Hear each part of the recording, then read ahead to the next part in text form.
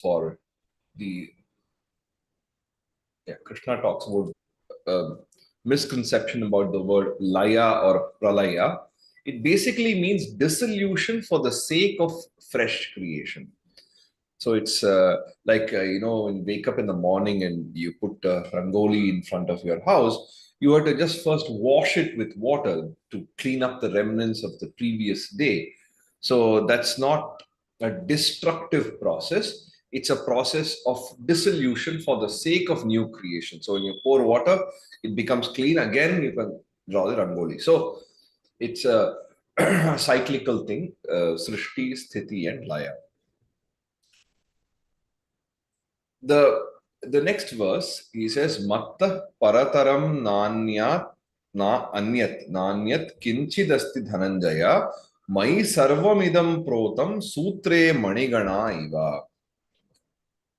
It's another famous verse which has a nice imagery. He says, there is nothing beyond me. Everything in the universe is strung on me like a row of pearls on a string. So the Supreme One sustains everything in the universe like a string that holds all the different pearls in a necklace. So Dhananjaya, which is Arjuna, Matta Parataram Anyat Kinchitna Asti. There is nothing greater than me. We saw earlier there is no greater accomplishment. Once he reaches the highest level, he knows that there is no greater accomplishments. There is nothing more to go. That's the last step. So that's what Krishna says, Matta Parataram Anyat Kinchit na asti. There is nothing other than, nothing beyond me. This is the highest level. Idam Sarvam. All this. Sutre. On a string, Maniganaha Iva Mai Protam. Strung on me like a row of pearls on a string. This verse brings to mind a kind of funny episode. There used to be a bunch of over enthusiastic people who were basically with very good intention. They were trying to create, probably this is 20 years ago, they were trying to create a sort of self-confidence and a reverence for Indian culture and so forth. And one of the things that they thought would be good is to show how there is a lot of scientific advancement in ancient India.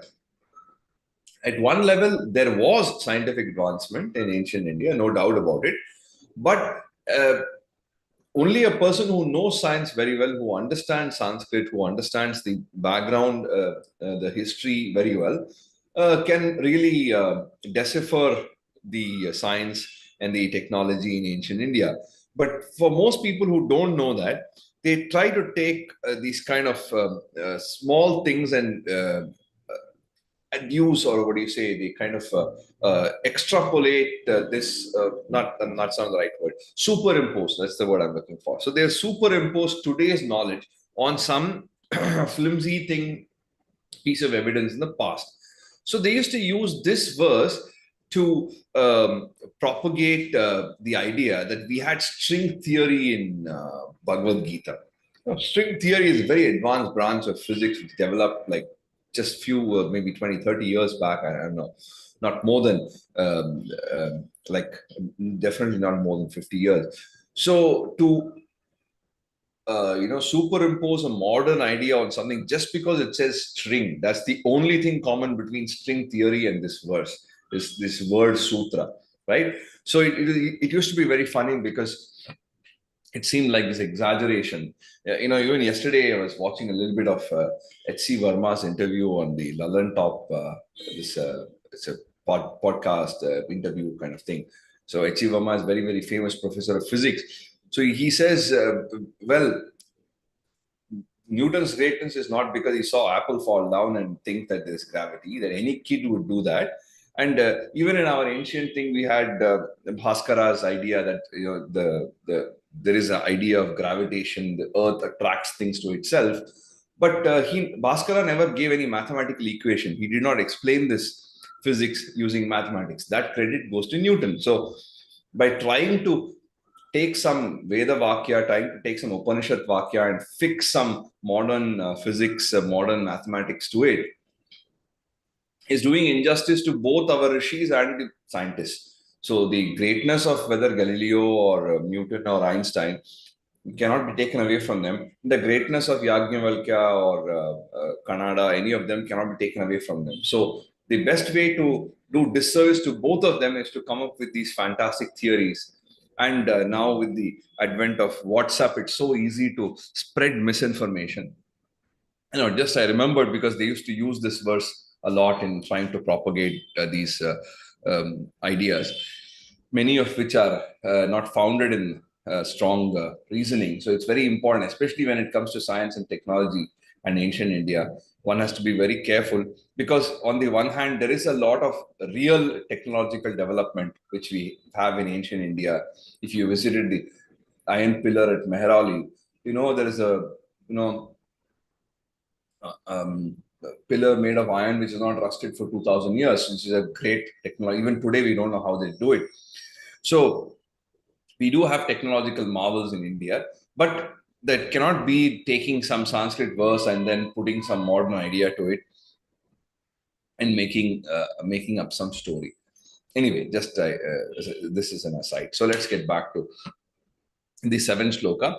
Basically, he's saying that everything is strung on the Supreme like pearls on a necklace. Mattah parataram nanyat. Mattah parataram nanyat. Kinchidasti dhananjaya.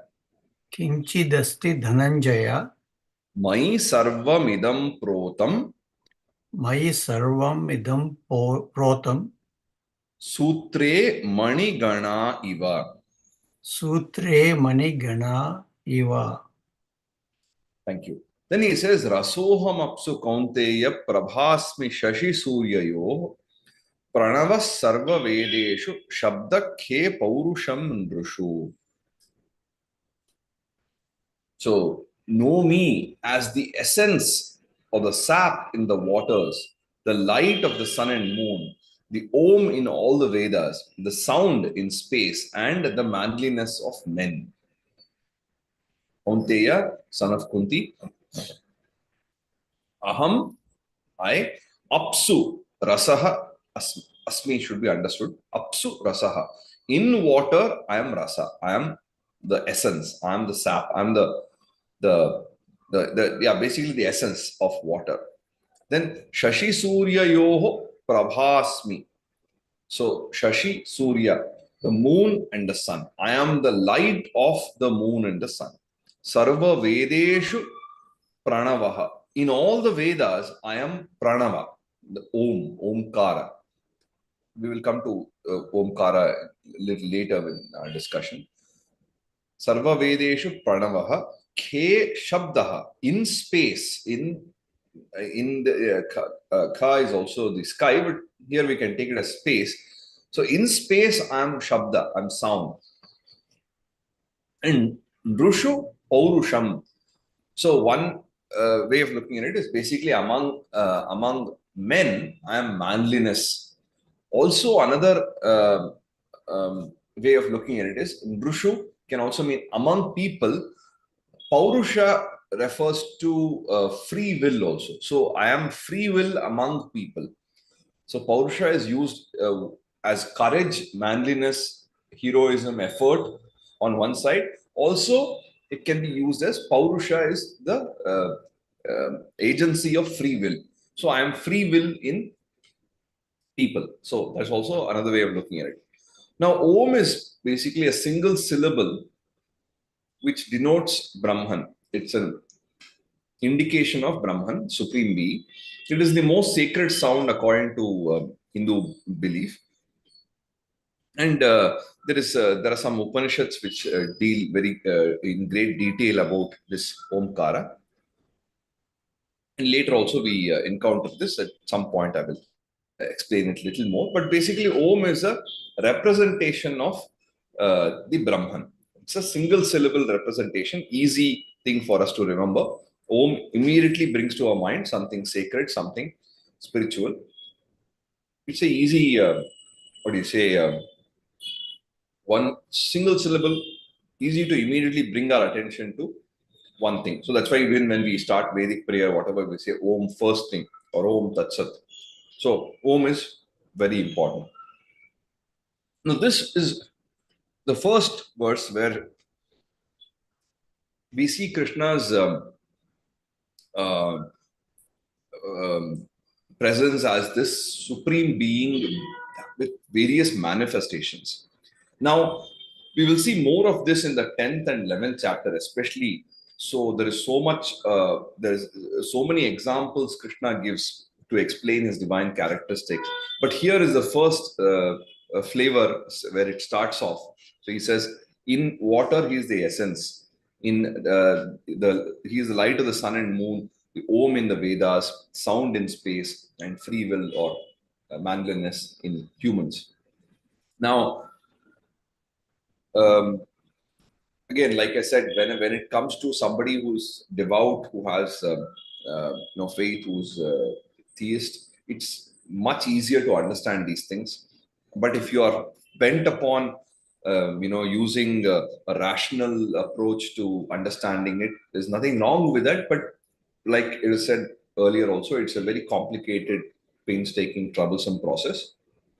But if you are very, very particular about, I have to understand it from the Jnana Marga, then one can appreciate these as poetry, as a metaphor, as a sort of hyperbole, in order to drive home the point that what we value, what we revere as a supreme, is the best in everything, is the best quality in everything. Because ultimately, the idea of worshipping the supreme, the idea of offering reverence to Bhagavan, is so that we can cultivate a better emotional, mental, spiritual kind of a development. If we are saying, oh, we are great devotees of Bhagavan and we are doing all sorts of sinful activities, it is useless. The devotion means nothing. So the whole idea of our devotion also, our bhakti, it should translate into chitta shuddhi. That is purification of the inner mindscape, inner life. So therefore, we have to look at this as when we see that the supreme is the best in everything. We try to absorb those qualities. We try to elevate ourselves with this worship. It has to lead to that. Otherwise, if you just say, oh, I have great devotion to some particular deity, and your actions are harmful, then it is that is not our way. It is not the way of Sanatana Dharma, at least.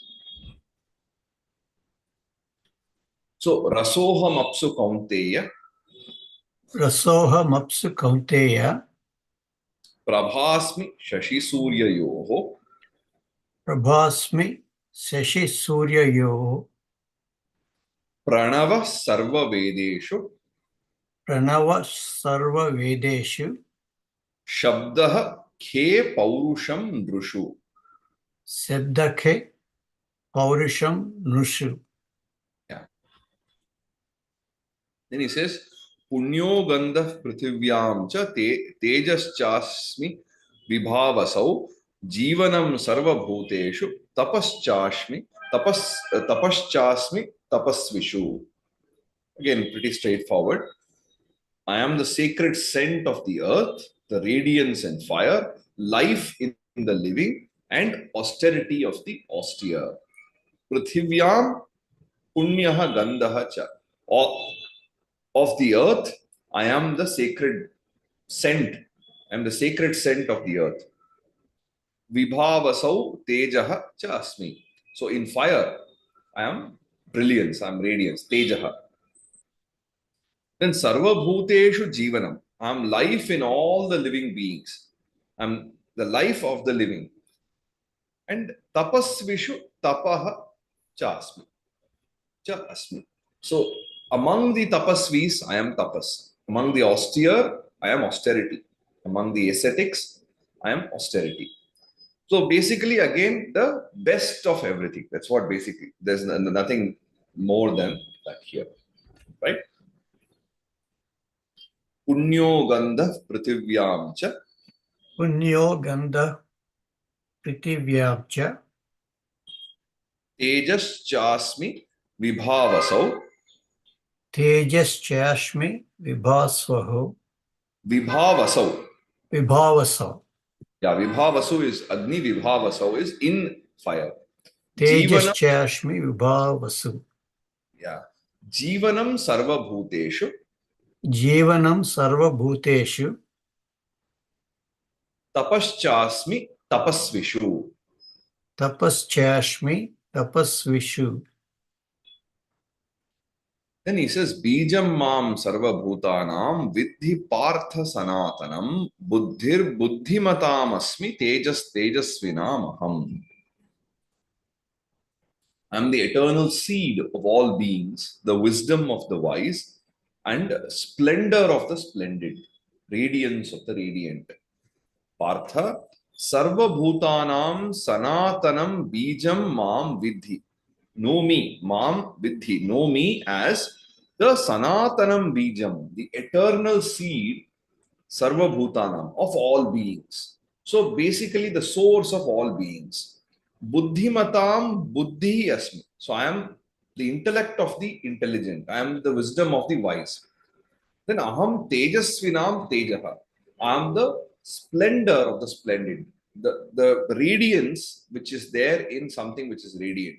So the very, very essential aspect of everything is Supreme Being. Bijam Mam Sarva Bhutanam Bijam Mam Sarva Bhutanam Vidhi Partha Sanatanam. Vidhi Parva Sanatanam Partha. Partha Sanatanam Is one of the names of Arjuna because he is the son of Prithu or Kunti. He is called Partha. Buddhir Buddhimatam Asmi. Buddhir Buddhimatam Asmi Tejas Tejasvinam Aham. Tejas Tejasvinam Aham. Then he says, Balam Balavatam Chaham Kama Raga Vivarjitam Dharma Viruddho Bhuteshu Kamosmi Bharatarshabha. Another very, very famous verse. In those who are strong, I am pure strength, devoid of kama and raga, devoid of lust and passion. In all beings, I am the desire that doesn't violate dharma. I am the kama that doesn't violate dharma. So Bharata Rishabha, which means like a veritable bull among the descendants of Bharata, a great hero in the Bharata clan. That's what it means. Aham balavatam. I am among the strong. Kama raga vivarjitam balam asmi. So kama here refers to craving and lust, and raga refers to obsession and passion. So kama raga vivarjita. So free of lust and passion, balam. I am the strength. Now, it's very, very important that a person who is strong should also have the sense of dharma. Only then he or she can be useful for society, for community. When somebody is strong and devoid of dharma, such a person becomes very dangerous for society, right? So, a person who is weak and evil has lesser impact on society. But a person who is strong and evil is such a disaster, right? So it's we see that in many instances there are people who are mean-minded, petty, and very self-oriented, and we can even say malicious. But if they don't have power, if they don't have money, if they don't have education, they are not so harmful to the society. Whereas a person who is educated, a person who is strong physically, or a person who is very influential, when they lose the sense of dharma, they become a sort of curse to the place. So that's why it's very important. He says that kama raga vivarjitam balavatam. Among the people who are strong, among the strong people. I am pure strength, devoid of lust and passion.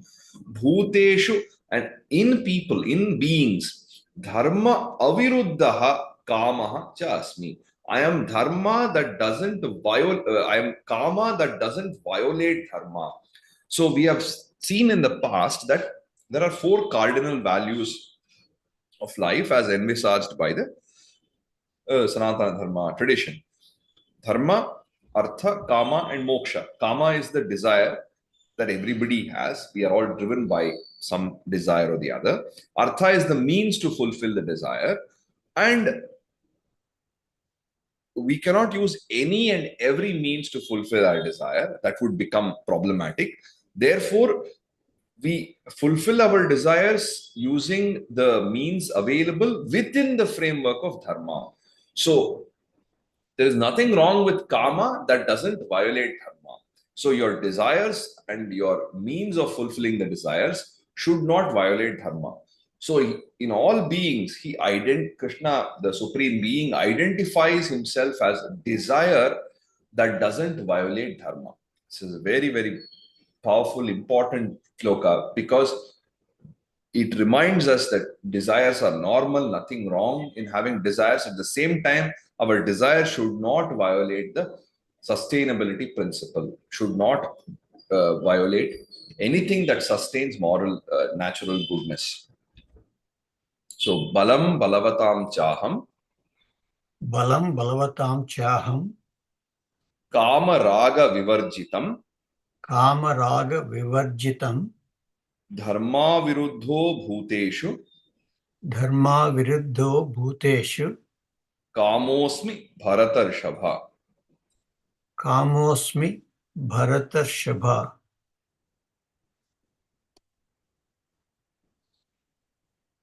Okay, there is a comment by Vibhu Bharadwaj. He's saying Krishna is telling on the one hand that ultimate reality is beyond the senses, and on the other hand, the examples given are sensations like brightness of the sun and so on. They seem contradictory at face value. So why confuse Arjuna? This is a good question. That on the one hand, he's saying it is beyond thought and it can be only understood by intuition. Then now, why is he going all out in the 10th and 11th chapter and starting out here in the 7th chapter, talking about all material and physical examples? Simply because it starts off here. When you understand things at a material level, then slowly you can understand things at a deeper level or add one more layer of understanding. So, like I had mentioned earlier, also in I think one of the sessions, in our literary tradition, we have this idea that there is a literal meaning to a certain any utterance. Whatever you say, there is a literal meaning. We can translate the words into meaning. There is a literal meaning. The moment the literal meaning fails, then we look for an implied meaning. Okay, and even when the implied meaning also fails, we look for a suggested meaning. So first we have to know the literal meaning, then we can go to the next step. If we don't even know the language, then we cannot, there's no way you can understand suggested meaning.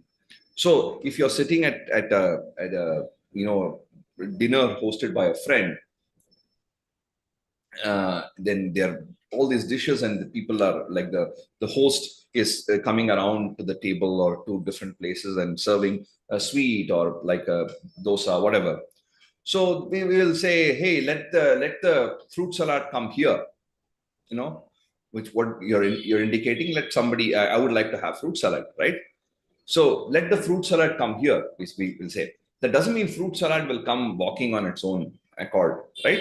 What do you mean by, so the literal meaning of let the fruit salad come here is not an indication, is not a order to the fruit salad. So the immediate meaning fails. So then we come to the implied meaning. The implied meaning is that let somebody bring the fruit salad to me. That's the implied meaning. Now, so it stops here because implied meaning makes sense. If the implied meaning also does not make sense, then there is some suggested meaning. So like this, we in the literary theory. So the point is that, coming back to Vibhuji's question, that we have to. It's easy to understand from things that we know. So Krishna is using all examples and instances which Arjuna can relate to. Wherever he sees that he's getting confused, he tries to bring it back to what Arjuna knows. Just 1 second, I'll close the door.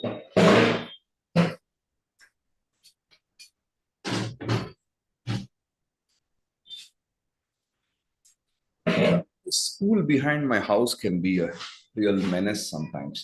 Anyway, so the important point in this verse is that Krishna identifies himself as the kama, the desire in people that does not violate dharma. Then he goes on to say, Ye chaiva satvika bhava rajasas tamasascha ye matta eveti tan vidhi na tvaham teshu te mai. So the traits of sattva, rajas, tamas are all coming from me. They are in me, but I am beyond them. So ye cha eva satvikaha bhavaha, all these what do you say, the gunas, the traits of satvikaha, ye rajasaha tamasaha cha tan mattaha eva iti vidhi. So these traits, these gunas of sattva, rajas, tamas, they come from me indeed. Aham teshu na asmi. I am not in them. Te mai santi, to be understood. So they are in me, but I am not in them. The idea basically is that the supreme being is the source of everything, and here he is just enumerating some of these things. So including the gunas of sattva, rajas, and tamas have come from him, but the traits are there in him, but he has gone beyond it. So whatever he is advising Arjuna, that you go beyond the gunas, gunatita, you become gunatita. He has become gunatita, but he knows that all the gunas are there in him. So just like in everybody else, the gunas are playing, the gunas are there in him also, but he has transcended the gunas. That's what he's trying to say. And do you remember what these three gunas are, right? So sattva is a sort of benign goodness and vitality. Rajas is a relentless activity and obsession. Tamas is a deluded lethargy and laziness. Ye chaiva satvika bhava. Ye chaika satvika bhava. So ye chaiva, cha plus Ye eva, chaiva. Ye chaiva satvika bhava. Rajasas tamasascha ye. Rajasas tamasascha ye. Yeah. Matta eveti tan vidhi. Matta eveti tan vidhi. Natvaham teshu te mai. Natvaham teshu te mai. So they are in me, but I am beyond them. Tribhir gunamayair bhavairevih sarvamidam jagat mohitam nabhijanati mamebhya paramavyayam. So the whole world is governed by the interplay of these gunas. People are fooled by the gunas and fail to recognize my true nature. So why don't people realize the ultimate? Because they are fooled by the gunas. When they understand that, it will be a very easy step to realize the ultimate. Ebihi tribihi gunamayayi bhavaihi. So from these three traits, gunamayayi, like pervaded by the gunas, by these three gunas, which are pervading everything, bhavaihi, from that, idam sarvam, this entire jagat, the world, mohitam sti. So the entire world is, deluded or fooled by the interplay of the gunas. So the whole world is governed by the interplay of gunas, and this is something that has deluded people. People are not realizing this. Te janaha, those people, which is to be understood. Ebhyaha param avyayam mam na abhijanati. They fail to recognize my um, ultimate nature, the imperishable nature that is above the gunas, and they fail to realize the ultimate truth, basically, because they are fooled by this gunas. They don't realize that all these things are just interplay of gunas. They don't go beyond the gunas, so therefore they don't realize the highest level. Tribhir gunamayair bhavaihi. Tribur Gunamair Bhavaihi Evihi sarvamidam jagat Ebihi Sarvamidam Jagat janati Mohitam Nabhijanati mamebhyah paramavyayam. Mamebhyaha Paramavyayam. Then Daivi Hyesha Gunamayi Mama Maya Duratyaya Mameva Ye Prapadyante Maya Metam Tarantite. So it is indeed difficult. Krishna admits it's very difficult to overcome the influence of my divine Maya, which is pervaded by the gunas. But those who submit to me overcome the influence of Maya. Esha Daivi Gunamayi Mama Maya Duratyaya. This kind of divine, Esha, this Daivi, divine, Gunamayi, like which is pervaded by the gunas, Mama Maya, my Maya is Duratyaya. It's difficult to overcome, difficult to cross this ocean of Maya, difficult to transcend Maya. Ye mameva prapadyante te etam mayam taranti. So one who solely submits to me, or here in, like I said, whenever Krishna is talking about himself, it's basically Supreme Brahman. When unless those who fail to submit wholeheartedly to the Supreme Brahman, te etam mayam no, ye mam eva prapadyante, those who wholly submit to the Supreme Brahman, te etam mayam taranti. Only those will overcome this influence of Maya. So Maya is sort of divine power of illusion, and is something that clouds our judgment, clouds our understanding. So when we recognize that a greater force governs the cosmic order in the universe, when we realize that there are things beyond our control, and we attain certain level of humility, then we overcome the illusion.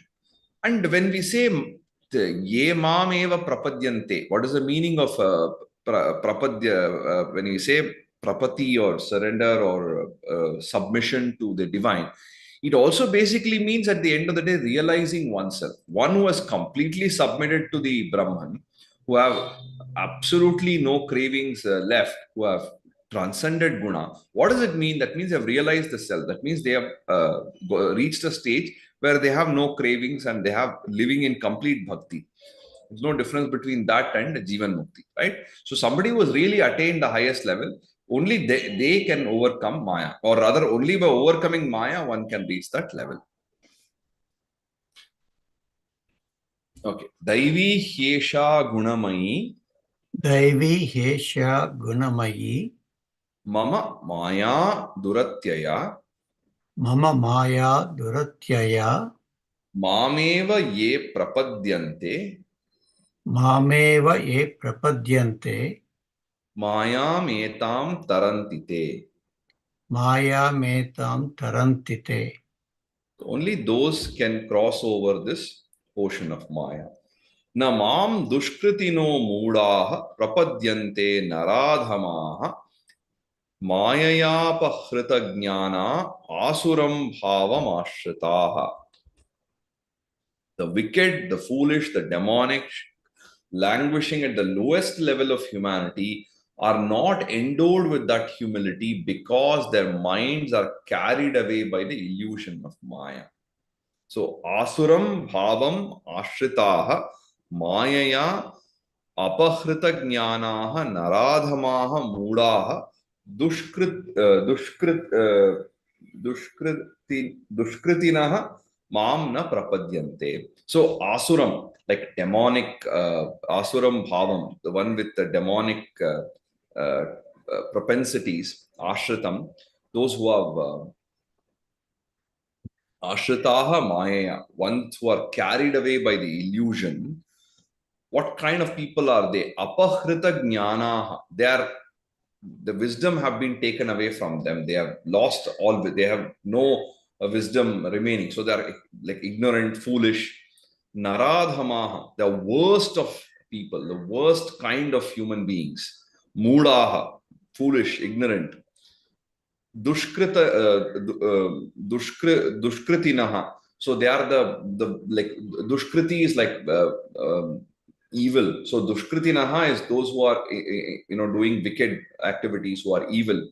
Mam na prapadyante. They do not reach that highest level. They are not endowed with humility. They do not reach me. They do not realize themselves. Pretty straightforward verse. न माम दुष्कृतिनो मूढ़ाः न मां दुष्कृतिनो मूढाः प्रपद्यन्ते नराधमाः प्रपद्यन्ते नराधमाः माययापहृता ज्ञाना माययापहृता ज्ञान आसुरं भावमाश्रिताः. आसुरं भवं भावम, आसुरं भावम् आश्रिताः भावम आश्रिताः, taking refuge. भावमाश्रिताः. Yeah. Thank you. चतुर्विधा भजन्ते माम जनाः सुकृतिनोऽर्जुन आर्तो जिज्ञासुरर्थार्थी ज्ञानी च भरतर्षभ. So he spoke about the dushkritinaha. Now, who are the sukritinaha, the good people? So he says, Arjuna, Bharata Rishabha, these are all epithets. Artha, Jignasuhu, Artharthi, Jnani. These are the four. Cha iti chaturvidaha, four people, four kinds of people. Chaturvidaha janaha, sukritinaha, who are of a noble disposition.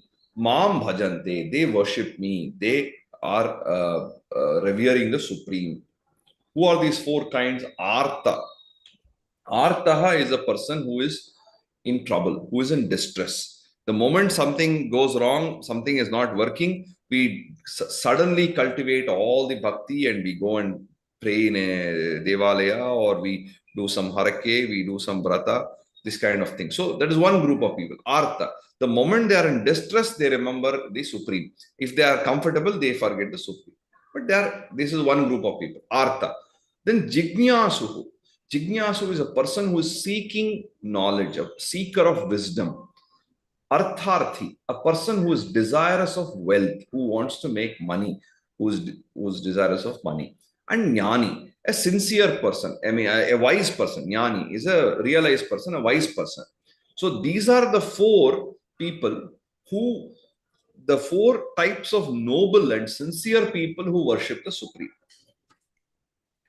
So this pretty much covers all the categories of people who have a reason to worship the Supreme, right? So if we are in distress, naturally we have a tendency to worship, take refuge in a higher power, because we are helpless, because we are in trouble. We are not able to solve the problem ourselves using some rational means.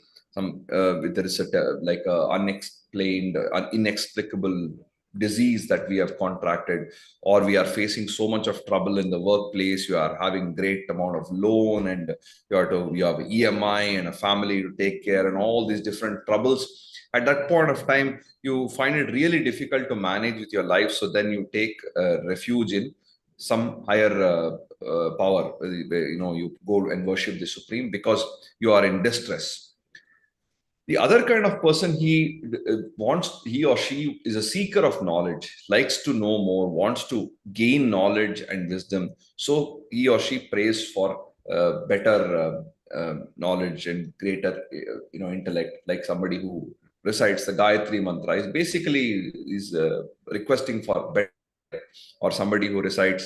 If you see there is this entire segment in the Krishna Yajurveda called the Chamaka. That segment is all requesting the Supreme for different things. What are the different things we want? We are requesting, please give me this, please grant me this. So a person who is interested, a seeker of wisdom, who wants to know more, he also worships the Supreme. The third category is Artharthi, a person who wants wealth. He wants to make more money. He is not in distress. He has money, but he wants more money. So he goes and prays for greater wealth. Finally, now these three groups of people are having some inadequacy, which is why they go and worship the Supreme. Fourth is the Jnani. Why is the Jnani worshipping the Supreme? You will be wondering. Because the other three people, they have some inadequacy, whereas here there is nothing. He is fulfilled. He is not dependent on anybody. He is not dependent on any other external sources. But a Jnani also worships the Supreme because it is done with a sense of realization. It is done with a sense of, in a sense of celebration.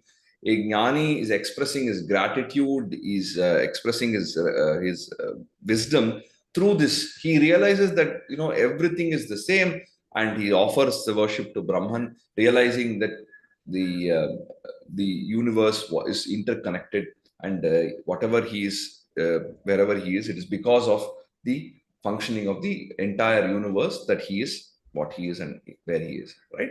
So this is coming from a place of realization, whereas the other three are coming from a place of inadequacy and requesting that to be fulfilled.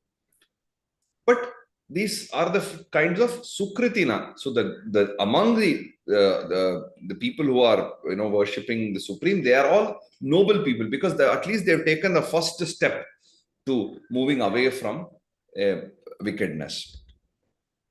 Chaturvidha bhajante mam. Chaturvidha bhajante mam. Janaha sukritino Arjuna. Janaha sukritino Arjuna. Artho jignasur artharthi. Artho jignasu ardharthi. Jnani cha bharata rishabha. Jnani cha bharata rishabha. Yeah, Bharata Rishabha. So Bharata Rishabha, the famous king, and Bharata Rishabha is kind of bull among the descendants of the scions of Bharata, or hero among the descendants of Bharata. Then he says, Tesham Jnani Nityayukta Eka Bhaktir Vishishyate Priyohi Jnanino Ityartham Jnaninotyartham Aham Sacha Mama Priyaha. Among the four, the four classes of worshippers, the Jnani, the wise one, is ever steady. He is devoted to the Supreme and he excels. I am dear to him and he is dear to me.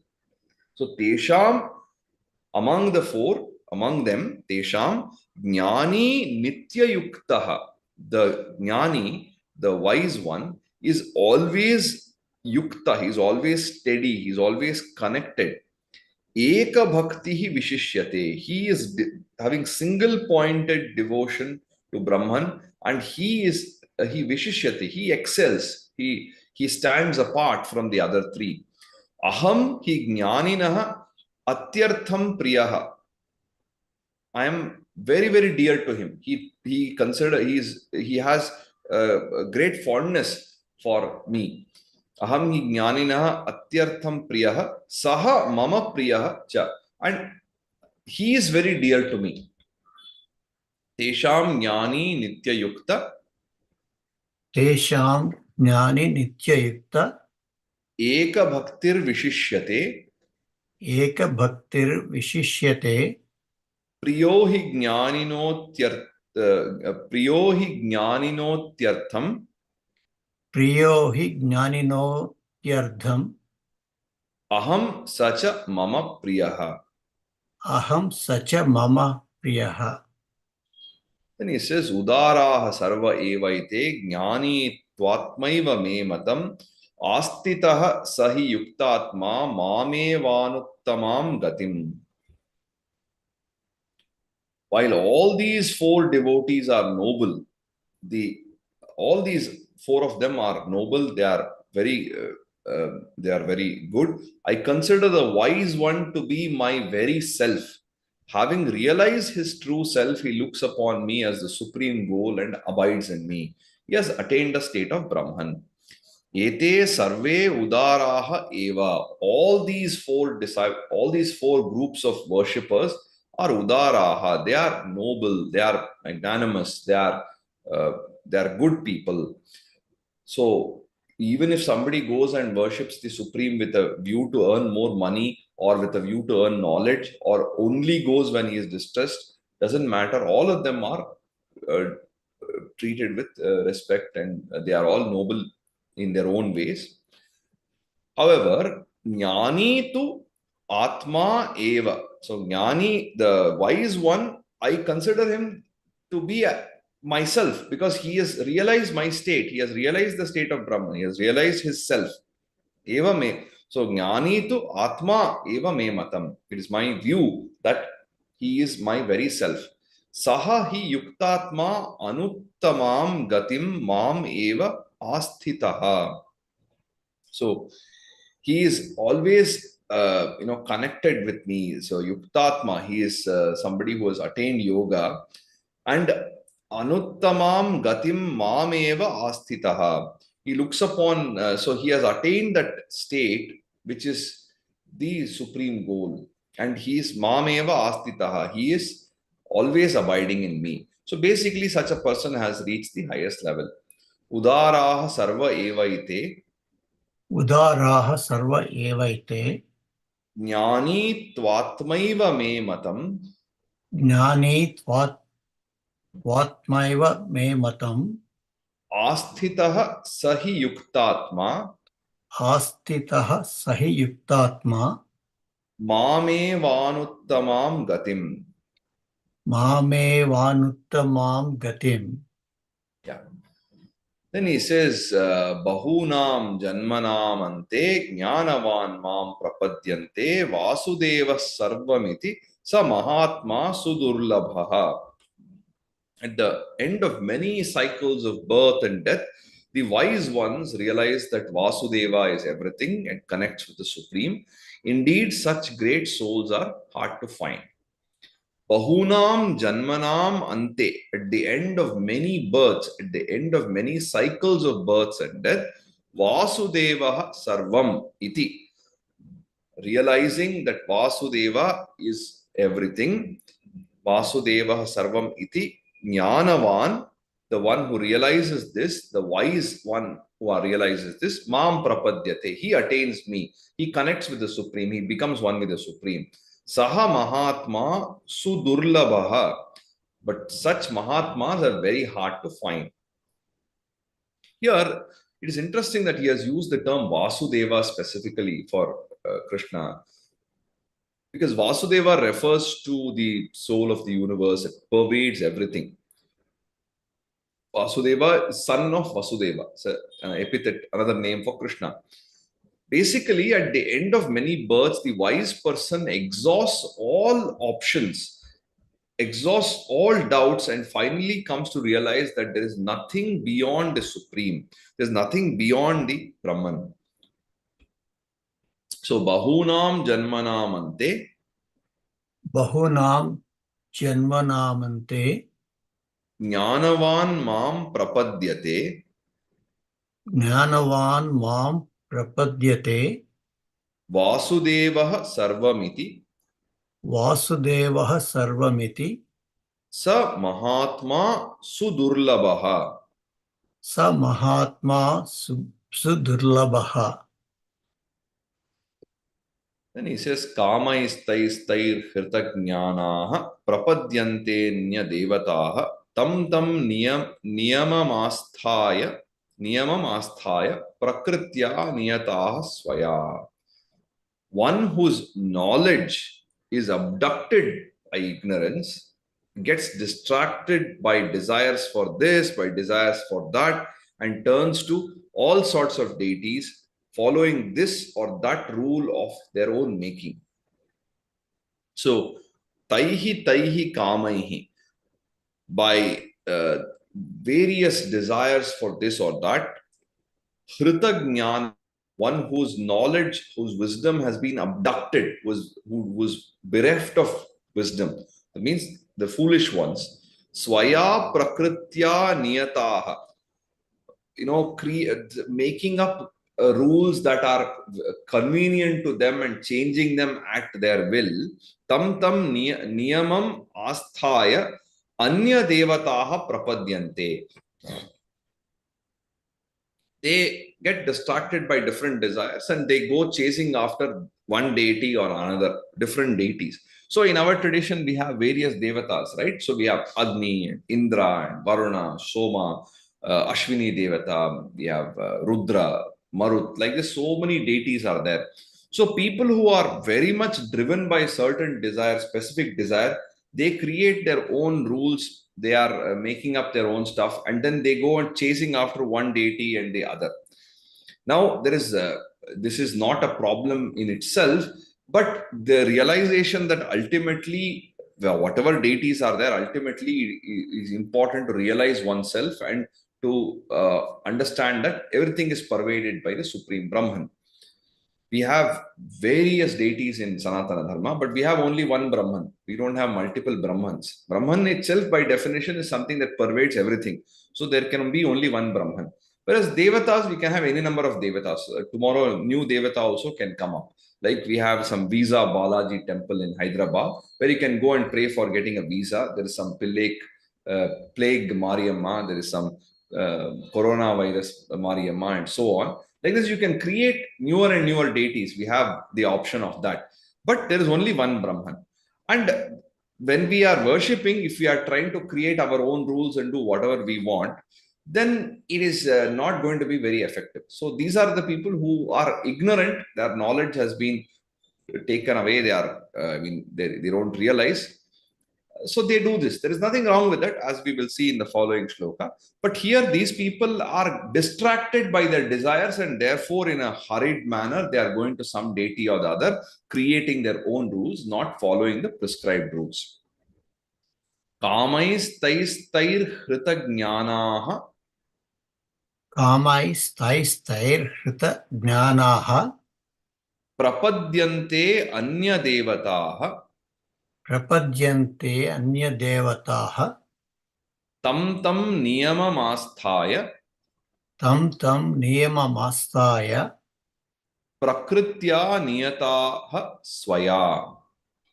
Prakritya niyataha swaya. So here what happens in the second line, for example, prapadyante plus anya devataha becomes prapadyantenya devataha. Then, of course, the famous shloka where he says, yo yo yam yam tanum bhaktah shraddhayarchitum ichhati tasya tasya chalam shraddham tamev vidadhamyaham. So, in whatever form one chooses to worship the Supreme in good faith, I strengthen his faith further. Yaha bhaktaha, all those devotees, bhaktaha, yam yam tanum shraddhaya architum, in whatever form, whatever figure that they sincerely worship, architum ichhati, that they desire, they choose to worship the Supreme in whatever form, tasya tasya tameva achalam shraddham aham vidhadami. So I strengthen their faith further, because whatever, it doesn't matter what deity you pray to, as long as you're following the prescribed rules, which is what adhering to dharma is, the prescribed rules. As long as you're adhering to dharma, whatever deity you worship, at the end of the day, ultimately what is going to result, if at all, is the realization of the supreme, realization of the self, identification with Brahman. So you can choose any path, and whatever path one chooses to worship, I strengthen his faith further. This is a very, very high level of magnanimity which is displayed only in Sanatana Dharma, only in the Eastern ways of looking at the world. this is total antithesis to the Semitic way of looking at the world, which is only this path is right. So the in the Judeo-Christian and Islamic traditions, and of course later Latter-day Saints, anything which comes from the west, like Joseph Campbell says, anything west of Iran and west of Iran, those religions, basically their formula is that either you believe this set of things, or you are an outsider, you are an infidel, you are not part of this group. Whereas Sanatana Dharma says Brahman pervades everything. So there is no concept of infidel, there is no concept of us and them. Everybody, everything, every atom in the universe is pervaded by Brahman. That's the very definition. So here we see a magnanimity that is not seen anywhere else. No other religion offers this. And that is what makes this not a religion. That's what makes this a way of life and not religion in the Western sense. So he says, in whatever form one chooses to worship whatever deity in good faith, that Shraddhaya is very important. It should be in good faith. It should be with sincerity. I strengthen that faith further, he says. Yo yo yam yam tanum bhaktaha Yo yo yam yam tanum bhaktaha shraddhayarchitum ichhati shraddhaya chitumichyati tasya tasyachalam shraddham tasya tasyachalam shraddham tameva vidadhamyaham. tameva vidadhamyaham. Yeah, thank you. We'll stop with this verse today. It's a very beautiful verse. It is important. I mean, the reason I mentioned this, that this is a special feature of our tradition. It's not there in any other tradition. And even if you see Buddhism and Jainism and religion, or today they are religions, but traditionally they are basically different schools of philosophy within Sanatana Dharma. Even today, when we see the philosophies or what we call as darshanas in Sanatana Dharma, we also include Jaina and Bauddha, Jainism and Buddhism, as part of the bigger canon or bigger group of Sanatana Dharma, because both in terms of practice and in terms of philosophy, they are not very different from the other schools of philosophy. Only thing is, Jaina and Bauddha schools do not treat the Veda as authority, and the Jaina school is atheistic. They don't believe in a personal God. So, except for that, they also follow many of the same practices. The Purusharthas are the same, Varnashramas are the same. So, there is a lot of similarities, which is why for many years, Hindu, Jain, and the Sanatana tradition, the Jaina and Bauddha tradition have lived in harmony for thousands of years because of this similarity in ideas and the magnanimity of our tradition. And if you think about it, the only purely non-violent religion in the world is Jainism. There is no other religion in the world which is giving so much of emphasis on non-violence. And for Jainism kind of religion to thrive in India, it's very important to realize that it is because of the support of the other faiths. Now, if there was that strong, kshatra not present in Hinduism that protects other communities, Jainism would have found it very difficult. Similarly, in North India, but for the kshatra of the Sikhs, Hindus would not have survived. So Hinduism, Jainism, Buddhism, Sikhism, all of these schools of thought which have come from India, they have mutually protected each other in their own ways. Otherwise, it would not be possible for them to have sustained for so many years. So with this, we'll come to the end of today's session and we'll resume tomorrow. Thank you so much. Om. Thank you. Thank you, Ashokji, for reciting. No, you're welcome. Thank you. Hope you're feeling better. Yeah, much better. Thank you. We'll meet tomorrow at the same time.